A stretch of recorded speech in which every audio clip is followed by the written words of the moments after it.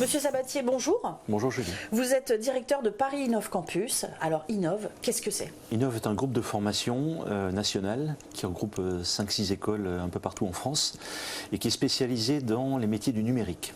Voilà, ce sont des métiers en forte tension sur lesquels il y a énormément de demandes de la part des entreprises et relativement peu de compétences qui sortent des écoles aujourd'hui, d'où le choix des écoles Innov de travailler sur ces sujets-là.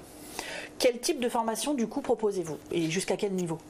Alors nous avons des filières de formation de bac à bac plus 5 dans 5 domaines bien précis qui sont le marketing et la communication, la création et le design, l'animation 3D jeux vidéo, il s'agit de créer des jeux vidéo, l'audiovisuel et donc évidemment l'informatique qui est un peu une formation transversale par rapport au métier du numérique.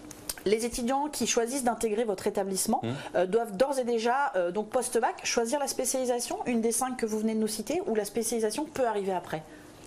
Alors oui, ils doivent choisir la spécialisation parce que nous sommes sur des formations très techniques, avec soit des logiciels, soit des méthodes, soit du matériel très spécifique, formation par formation. Donc on ne peut pas par exemple faire une première année d'audiovisuel et basculer ensuite sur une deuxième année d'animation 3D jeux vidéo, parce qu'il manquera tout un tas d'éléments techniques qu'ils n'auront pas vu en première année.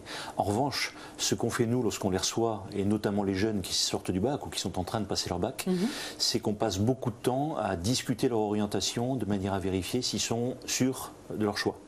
Et nous mettons en place, je vous l'annonce un petit peu en avant-première, des ateliers de préparation, je dirais de découverte des différents métiers auxquels nous préparons, qui auront lieu pendant toutes les vacances scolaires à partir du mois de février. L'idée étant justement sur une semaine d'aller voir comment ça se passe et à partir de là de se faire une idée beaucoup plus précise et d'affiner son choix.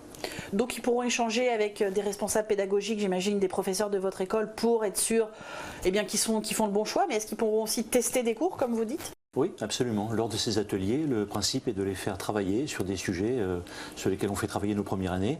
Par exemple, en audiovisuel, ils doivent sortir un film à la fin de la semaine. En animation 3D jeux vidéo, ils sortiront un jeu. Alors qui n'est pas forcément en tout cas une ébauche. Très ambitieux, etc. Mais non, un jeu qui fonctionnera véritablement. Alors l'environnement graphique sera peut-être pas parfait, il y aura sûrement des choses qui mériteraient de revenir dessus. Mais globalement, ils sortiront quelque chose de concret de cette semaine. Et donc ils verront finalement en accéléré bien sûr, tout le process de fabrication d'un jeu vidéo ou d'une vidéo, tout simplement pour l'audiovisuel. Du coup, on voit chez Innov, c'est tout de suite, on plonge dans le grand bain, j'ai envie de dire, c'est tout de suite la professionnalisation qui compte. Et d'ailleurs, je crois que vous proposez de l'alternance. Oui, absolument. Alors effectivement, nous visons la professionnalisation, c'est notre obsession absolue.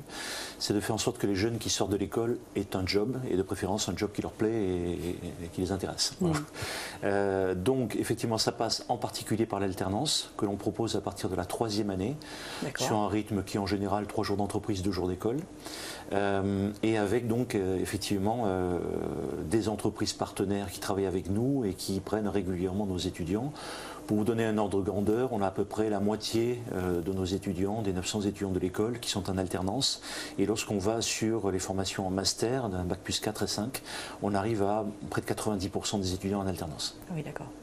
Et du coup, les premières années, donc si l'alternance commence en 3e année, première année, 2e année, est-ce qu'il y a quand même des stages? Oui. On appelle stage ouvrier, stage d'observation. Oui, tout à fait. Stage obligatoire en l'occurrence, qui font 6 semaines minimum en première et en 2e année et qui passent ensuite à 10-12 semaines en 3e année s'il n'y a pas d'alternance, évidemment. Alors pourquoi on ne fait pas d'alternance en première et en 2e année? Tout simplement parce que les jeunes sont trop jeunes, trop inexpérimentés, je dirais, et ils n'ont pas encore les compétences qui permettent aux entreprises de leur confier des tâches un petit peu évoluées, on va dire. Donc si c'est pour faire des stages photocopies, ça ne sert à rien. Autant les former correctement pour les faire acquérir ces compétences de départ, pour ensuite leur permettre d'accéder à l'alternance. Bon, merci pour cette présentation qui nous a permis de cerner la philosophie Innov.